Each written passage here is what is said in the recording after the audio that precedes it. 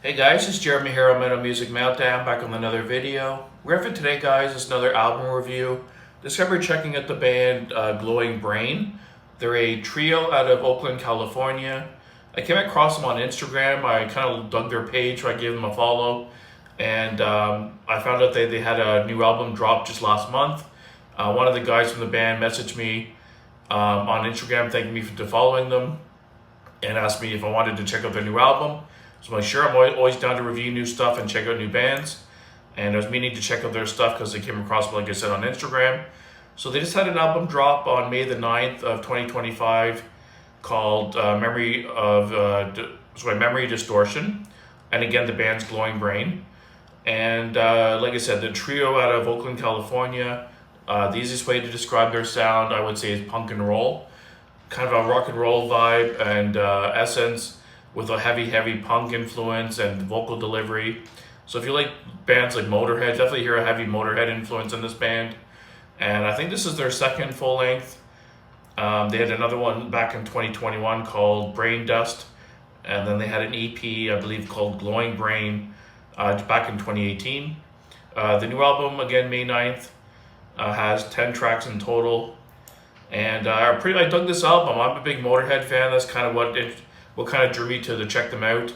When I heard their sound was kind of more punk and roll kind of vibe, we wanted to check it out and maybe a new age Motorhead kind of thing. And that's essentially what they are, a little bit more heavy on the punk influence.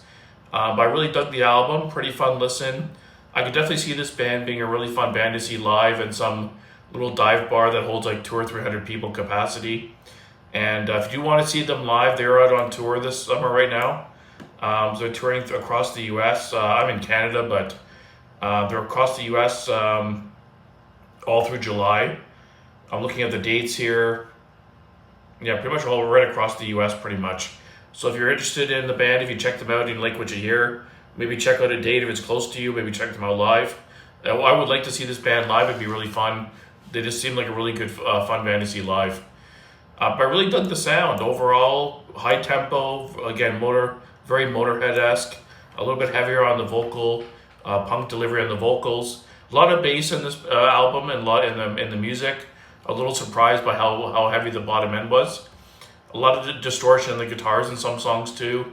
One or two of the songs had kind of more of a stoner kind of sludge vibe to them. Very heavy, distorted, fuzzy guitars, and very heavy in the bass and the low end.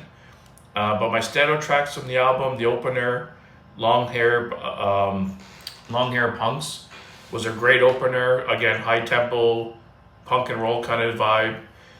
Great vocals, high intensity, just a fun song, had a rhythm to it like rock and roll, like the kind of undertone guitar rhythm. And a really cool opener, I really enjoyed that song a lot. Crude Bastard was another great tune. That's the third one, another 3-minute kind of rock and punk and roll vibe song. I really dug that one as well. The title track was pretty cool. That was a standout track as well. Number 4, Bong Exhaust, was a song that was a little bit different, a little bit more mid-paced. There's a longer song on the album. Actually, it's the longest song on the album, just under 6 minutes. It's second longest song actually.